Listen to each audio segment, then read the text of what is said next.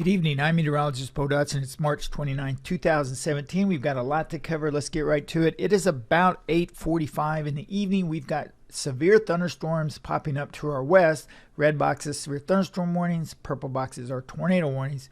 Thunderstorms forming right on time across southwest Missouri, down into south central Missouri, and then northern Arkansas. These storms will continue to move north and northeast through the overnight hours. Low-level jet picks up late tonight across northeast Arkansas, Missouri Boot Hill. That could spark storms over this area. If we have storms form in northeast Arkansas and the Missouri Boot Hill, they'll move northeast.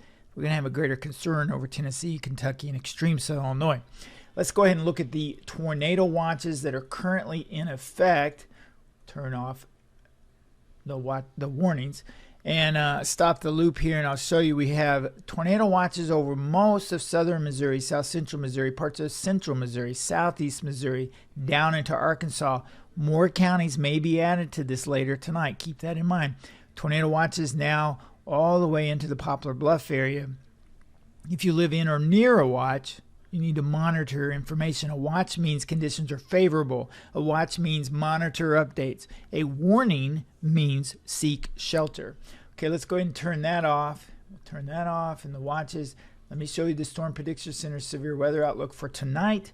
The dark green is a marginal risk. That means maybe some severe thunderstorms, but not many are currently anticipated. Slight risk means severe thunderstorms likely to occur, but perhaps not widespread reports of damage or large hail. Enhanced risk, that's the highest risk on this map.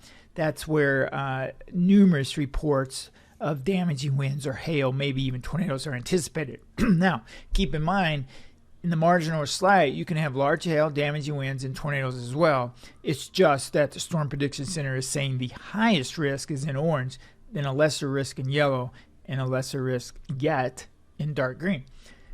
Take a look at day 2 severe weather outlook.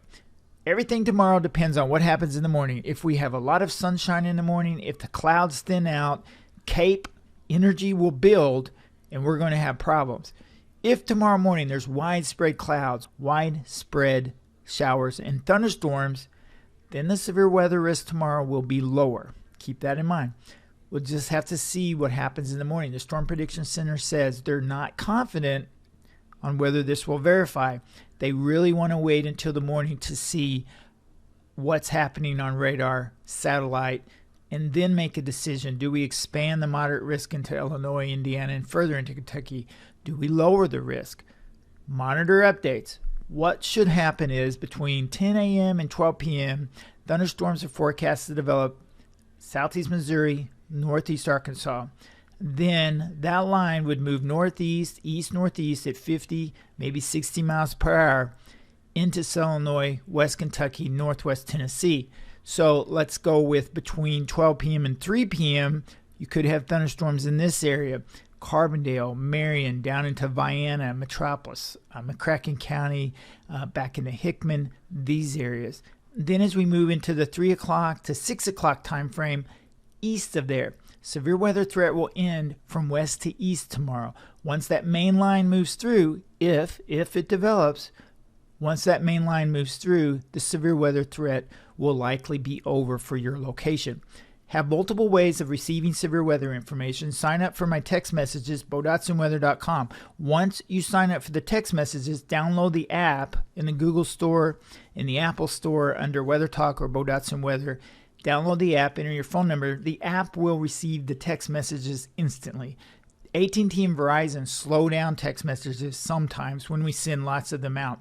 That's why we developed the app. On the Apple app, you can receive them on your phone still and the app, or you can turn that off and just receive them on the app. When you download the Apple app, for now, the default is set to turn off your text messages except for the app. To change that, sign into your app, go to the settings, and turn off that green button. If you turn off that green button, you'll receive the text messages to your phone and your app. Android app is set by default to receive them to both. We'll eventually give you an option on that, but for now, you'll continue to receive them to both the phone, text, and the app. Have multiple ways for receiving information: weather radio, local media, radio. You could have the text messages. Outdoor warning sirens, don't depend on them. if you hear them, great, but remember it takes a human being to set them off. If a tornado is moving at 60 miles per hour and a couple minutes go by between the time they decide to set them off and set them off, a couple minutes can be a long time when it comes to severe weather. So you want that information a little faster.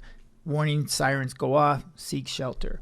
Okay, so we've got a long 18 hours ahead of us. I'll be with you under Bo Dotson Weather on Facebook. I'll start a new severe weather thread at 10 p.m.